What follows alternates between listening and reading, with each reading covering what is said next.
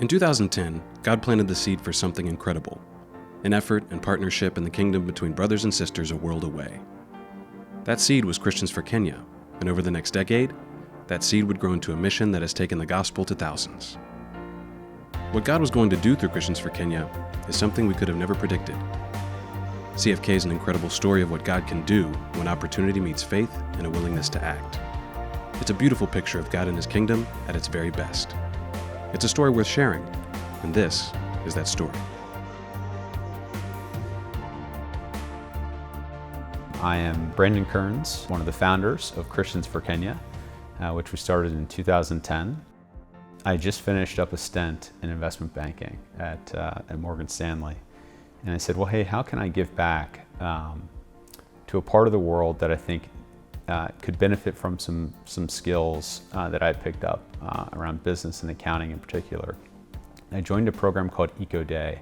And so I went over to Kenya for a month in between jobs and lived in a mud hut and participated in this program and had just really a wonderful time getting to know Kenya from a business standpoint, but getting to know the Kenyan people on a very personal level as well.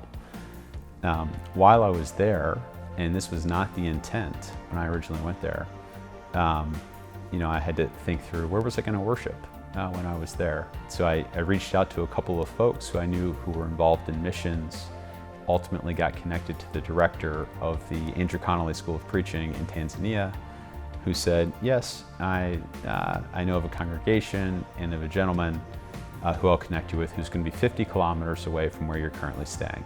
It was then that I got connected to Charles Agutu, and he and I became close friends in the weeks that followed. And Christians for Kenya started really small. It was a matter of attending services one morning where I was asked to lead much of the services after I'd gotten there. They didn't have many Americans come through in this small town. And at the end, I noticed that for the collection, for example, there really wasn't much money, if any money, that was given. A lot of folks had given, fruits, and they had given of their produce or anything else that they're kind of working on for subsistence living. And I started talking with the elders of the local congregation there afterwards, and they said, Brother Brandon, the only thing that we need, that we really struggle to get, is basic communion supplies. They were struggling to get grape juice. And as I was reflecting on communion that morning, it really was quite dire. It was really water with maybe a drop of grape juice in it each. So they were making it go quite far. At the time, I was 24 years old, and I'm certainly not a missionary and had no experience with it or training. But I said, I think we could conjure up enough support to help with communion supplies. And that's really where Christians for Kenya started. It started quite small. I said, I don't know how big this can get, but we could probably pull together, $10 a month and make sure that we can get a handful of the congregations in the area that I got to know grape juice. And so over the coming weeks, and as I met with Charles, the vision started expanding from there. And I started working with him and understanding if you had more resources, the church growth in Kenya could be quite substantial. We have a dynamic here in the U.S. where we have significant resources, but we have a little bit too much apathy. The opposite exists in Kenya. They're incredibly hungry, but there's not enough resources. And so what if we could find a way to collaborate where the church and its resources here in the U.S. could help to facilitate the hunger and the growth, because the fields were really white into the harvest in Kenya. And so we started to pencil out the bigger plan. So first we committed, of course, to communion. But then we said, well, what if folks really latch on to this effort? And so we penciled out a game plan. I became, really impressed with Charles, who has an immense zeal for the Lord. He also has great strategic thinking and organization in a way that, frankly, not a whole lot of Kenyans have. And that, in combination with the integrity and the trust that I've developed in him, created a unique bond that then we had a person that we could trust, that we could lean on to get this work off the ground when we weren't there. And having that person and the way all of this came together is nothing short of just God's providence. And what we have been doing since then is listening to his call for us. And he has provided the increase. I think we've seen that since then.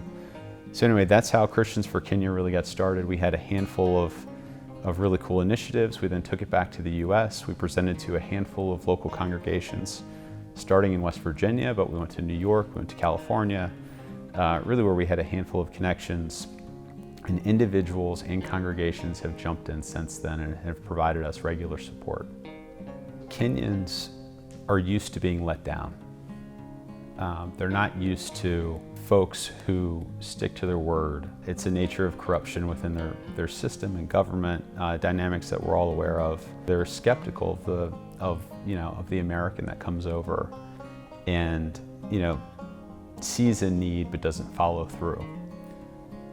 So when we started actually following through on our commitments, but then also holding them to a relatively high standard too, with the resources that we provided, requiring reporting, requiring that we get results and pictures with every dollar that goes over, it actually became this virtuous cycle of trust, because it wasn't like they were getting something for free.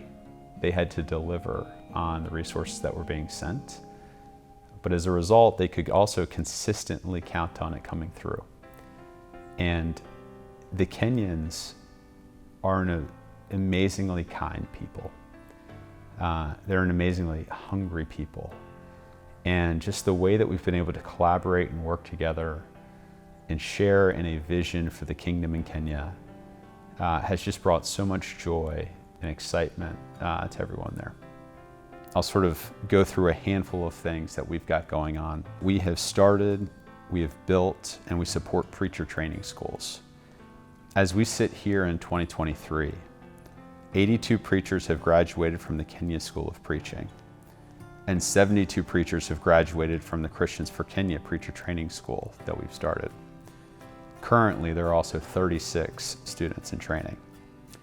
The Kenya School of Preaching is an accredited extension program of the Bear Valley Bible Institute and follows the exact same curriculum as the US-based school. These students are held to the exact same academic standards. They study every book of the Bible in depth. They study hermeneutics, Greek, homiletics, evangelism, church leadership, etc. Kenya School of Preaching is also supported by the Charlotte Avenue Church of Christ, and they lead much of that effort. But if you think about this being our #1 initiative within Christians for Kenya, training preachers, it is so powerful because of the impact that compounding has. Imagine if each preacher that I just outlined were to successfully bring 100 people to Christ over the course of their lifetime, which, by the way, is entirely possible, if not conservative, particularly in Kenya. And then, of course, some portion of those 100 people, right, also continue to spread. It's like the lily pad model. I just can't emphasize enough just how powerful it is to train a preacher versus maybe using just all of those dollars to support one preacher. The compounding effect is tremendous. Over the next 10 years, we're going to train at least 200 additional preachers. And by 2030, there will not be a region or town in Kenya of size that we have not influenced in some way through this work. And so that's why we are such big supporters of training preachers as part of Christians for Kenya. The second thing is that we conduct gospel campaigns. These are 3-day events where we send 8 to 10 trained preachers to either a local congregation that is looking to ramp up their evangelism efforts, or this could be part of a broader church plant effort. And these gospel campaigns are designed to then build on the preacher training that I just outlined by sending these preachers into a community and uplift that congregation within their local community. As part of the campaigns, which we create an event out of, local congregations need to do significant preparation in advance to ensure that people from the community are there. From there, we have a structured program. About 80% of it is standardized, with about 20% being variable and open to the local culture or local needs of that congregation or area. As part of these campaigns, we provide food. Everyone does door knocking. There are men's classes, ladies' classes, children's classes, and the campaigns are largely focused on the core message of the saving gospel of Christ, His church, and the work of the church. And these have been enormously successful from an evangelism standpoint. Over the last 5 years, we've gotten into drilling wells, and we've been drilling wells in particularly needy communities. It's very expensive to get the equipment there and to drill a well, but if you think about just the life-changing difference of having drinking water, it's amazing. And these wells will generally serve anywhere from a community of 1,500 to 2,000 people at a time. The idea of drilling well came because of the location we had. So when we moved here, there was no well around. And we went to the government of Kenya, and I requested if they could help us have a piped water. And they told us that to help us, we needed to raise $10,000 so that they bring water closer to us. And because we also understand the unreliability of our water services, that money was exorbitant, because we are all taxpayers and we should all receive clean water from the government according to their manifesto. So we realized that the only way that we can help ourselves and in turn also help this community is to drill a well. And that is when Christian for Kenya came in handy and also helped us to have a well that is now giving us the clean water and also serving help in the community. Right now we have a congregation or a church near this college, and most of the new members that we have here are new members who have felt that truly we live according to what we preach, and that is by providing them with free water services. They feel that truly we are people that can be trusted. If we can trust you with our physical life, we can also trust you with our souls. And they have given us a soft spot in listening to us. They have been very much welcoming when we go out to evangelize, because they call us, these are the people that have given us the water. That is how they differentiate us from other denominations. We are the people that are giving them free, clean water. We want to make sure that we're always being receptive to what Kenyans feel is going to be most impactful. At times, I've had to learn that acts of benevolence to the community, to Christians, are more powerful than even sharing the gospel out of the gates. And so I give that as just an example of ways that we've had to listen, like the way we supported in COVID or the way that we drilled a well has opened up evangelism in all new ways now that as we sit in sort of 2023. And sometimes it can get uncomfortable discussing statistics in the context of faith and the church. But I think it's critical because God calls us to be good stewards. And a core component of stewardship is using God's resources to their highest and best use for the kingdom. Christians for Kenya started in late 2010. And as we sit here in 2023, we've really accomplished a lot. We have supported the training of 190 preachers across 2 training schools that have launched, again, that we have built and that we continue to support. Preachers have come from all over Kenya and across numerous different tribes to attend these programs. We've conducted over 150 gospel campaigns for over 90 distinct local congregations. 4 gospel campaigns are now happening every month, and at this point, with 8 trained preachers deployed in each. As a result of these efforts, there have been over 50 church plants, thousands of baptisms. Our best estimate is that it's just under 2,000 baptisms thus far, and there have been hundreds of restorations. Additionally, we have constructed 11 basic church buildings for congregations to worship out of, and we share God's love through benevolence.